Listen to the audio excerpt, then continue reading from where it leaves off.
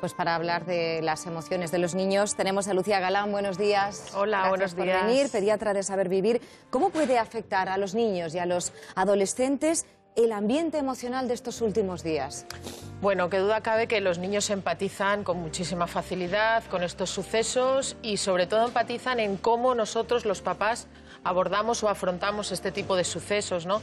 Los niños, además, cuanto más pequeñitos son, no saben diferenciar si lo que les está ocurriendo les puede pasar a ellos ya mismo a la salida del cole o en cualquier lugar. Entonces, los niños tienen miedo, es normal que tengan ese miedo. Es muy importante que los papás filtremos la información que les llega, no darles detalles exhaustivos ni, por supuesto, escabrosos, y que ellos perciban la seguridad en casa, que papá y mamá están tranquilos, que todo está bajo control y que cuando ellos llegan a casa la situación está controlada. Es muy importante cómo afrontamos nosotros este tipo de sucesos. Hablarles con naturalidad, con sentido común. Enseguida pasamos a detenernos en todos esos pasos. Contamos además con la presencia de Susana Laguna. Muy buenos días. Buenos días. Psicóloga, profesora de la Universidad a Distancia de Madrid y secretaria del Colegio de Criminólogos de la misma ciudad. ¿Es necesario hablar de la muerte con los pequeños y de otros traumas? ¿Es necesario? Es necesario, pues, y en este caso, además, pues debido a las circunstancias. Bueno, resulta un poco extraño pensar que sin que haya algo que dé pie a eso, pues de pronto nos pongamos a hablar con ellos sobre este tema. Pero evidentemente todos estamos expuestos a lo que desgraciadamente le ha sucedido a Gabriel. Es una información, además, que como padres no podemos controlar. En cualquier lugar, un profesor, vamos a un bar, está puesta la televisión, están muy expuestos durante todos estos días a este tipo de información. Por lo tanto, es un ejercicio de responsabilidad que los padres les ayudemos a asimilar y a entender toda esa información que les está llegando. Difícil evitar, ¿verdad?, la exposición a esta información estos últimos días. La muerte de Gabriel ha tocado el tejido social y ha conmovido tanto porque podría haber sido uno de nuestros hijos. Agradable, simpático, normal, muy social, amigo de sus amigos. Así nos cuentan sus profesores en pocas palabras cómo era Gabriel Cruz, un niño de 8 años, un niño normal. Le gustaba la música, especialmente las canciones de Rosalén y las rimas de Langui. La madre de Gabriel, Patricia, recuerda que cuando le gustaba una canción se la aprendía de memoria. Un niño espabilado, lleno de curiosidad. Pero sobre todo le encantaba el mar.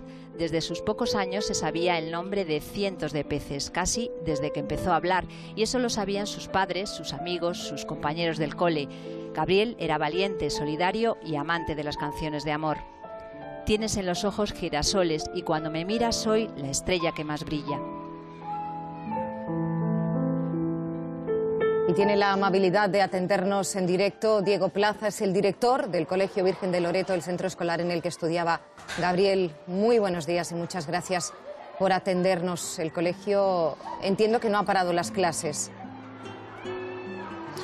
No, desde el primer día desde que se supo el fatal desenlace con Gabriel, tuvimos que afrontar lo que nos venía encima y sabíamos que el primer día iba a ser duro y para ello contamos con apoyo por parte de psicólogos, psicopedagogos, 112 de emergencia, psicólogos del Colegio Oficial de Psicólogos también para poder gestionar esto con el trato que merece en estos primeros días, por supuesto, y no se suspendieron las clases. ¿Y cómo está resultando la gestión? Porque entiendo que recuperar el ritmo habitual está siendo complicado, pese a toda esa ayuda y todo ese arrope que tienen, ¿no? Sí, lentamente y poco a poco los niños van volviendo a la normalidad. Es evidente que durante esta semana tenemos la situación difícil porque cada uno de los niños afronta el duelo de una manera distinta y cada uno con su edad y con su forma de ser. Unos lo harán antes, otros lo harán después, unos de una manera, otros de otra, y tenemos que estar atentos a esos signos que nos van diciendo si necesitan mostrar esos sentimientos. En los primeros días nos dedicamos fundamentalmente a eso, a dejar que ellos suelten esas emociones, esos sentimientos, a través de diferentes medios, con actividades distintas, pueden ser dibujos, puede ser escritura de textos relacionados o no con Gabriel y no sé, con otras actividades que los niños se distraigan y que puedan ir poco a poco volviendo a la normalidad.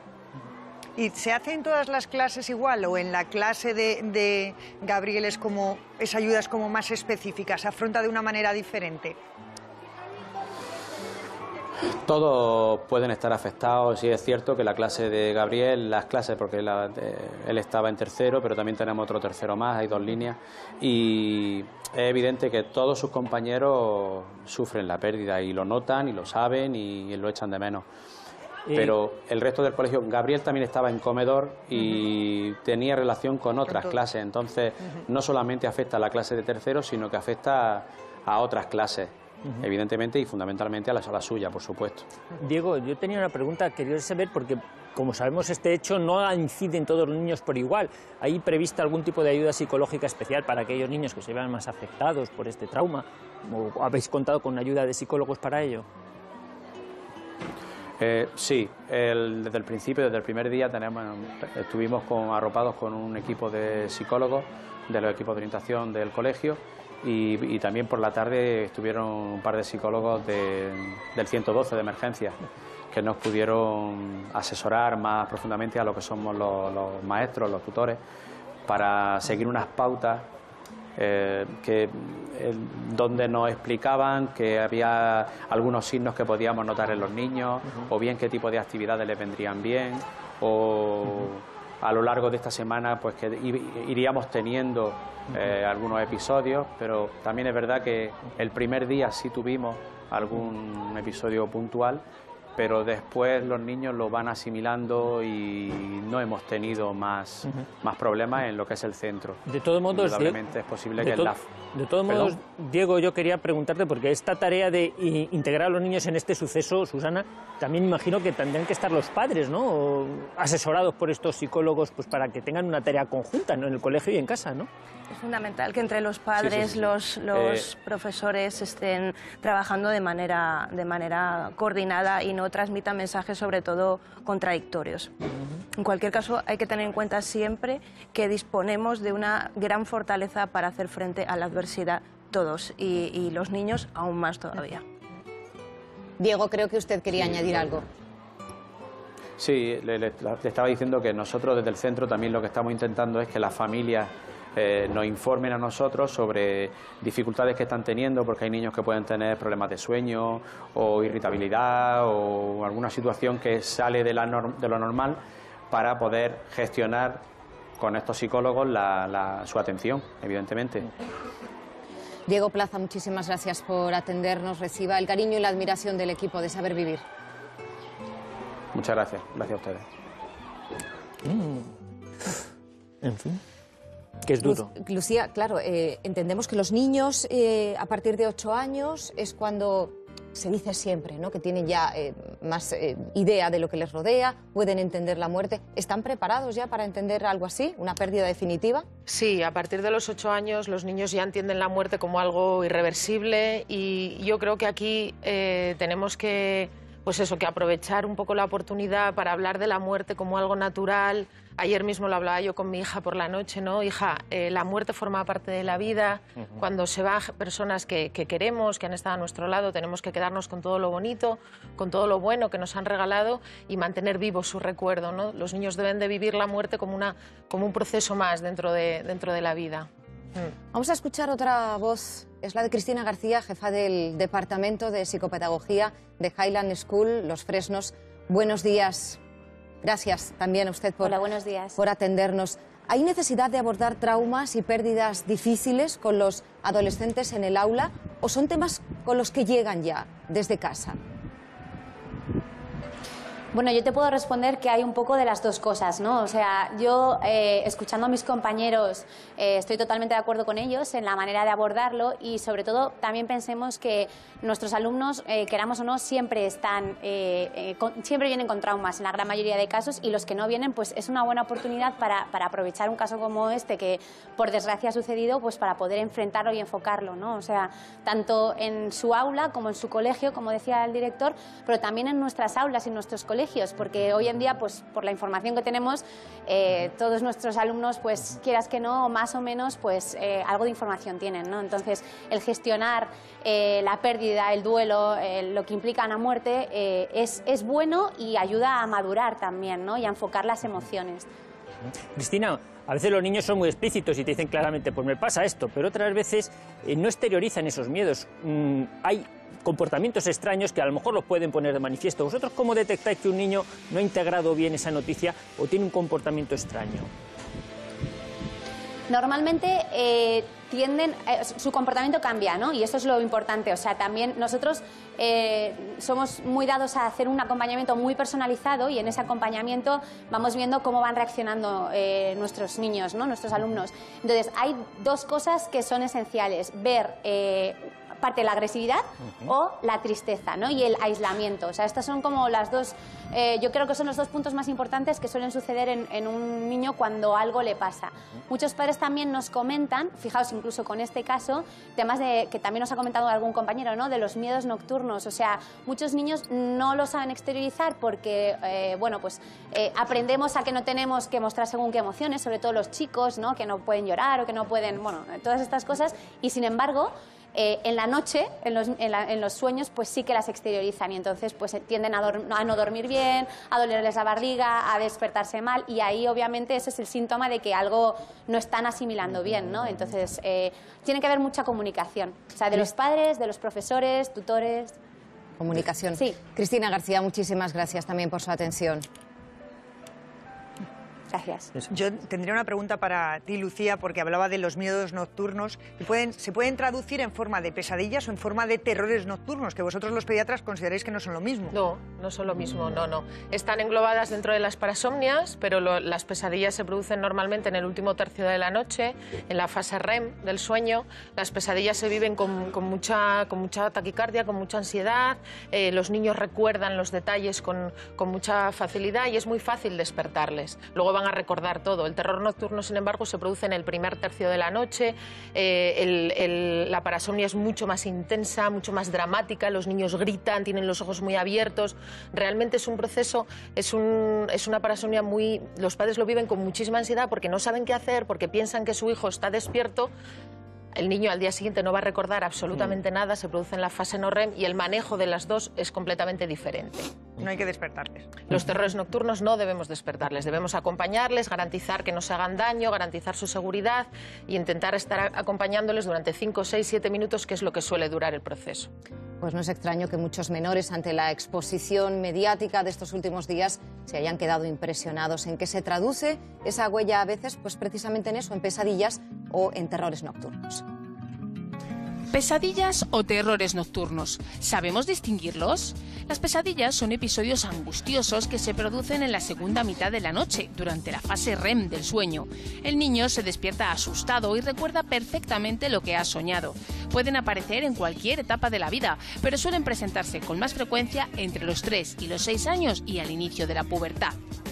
Los terrores nocturnos causan auténtico pánico en el pequeño, que grita desconsolado, aunque lo hace dormido. Tienen lugar en la primera mitad de la noche y es muy difícil despertarlo. Es más, está desaconsejado hacerlo. Lo normal es que a la mañana siguiente no recuerde nada de lo sucedido. Los terrores nocturnos se inician entre los 4 y los 12 años y a veces coinciden con episodios de fiebre por alguna enfermedad infecciosa. Yo siempre me pregunto qué parte de culpa tenemos los padres en estos terrores nocturnos cuando les tenemos que contar cosas que a lo mejor son luctuosas, son desagradables. O sea, ¿hasta dónde podemos contarles que no incida en el desarrollo de esos terrores o esos miedos nocturnos? Susana.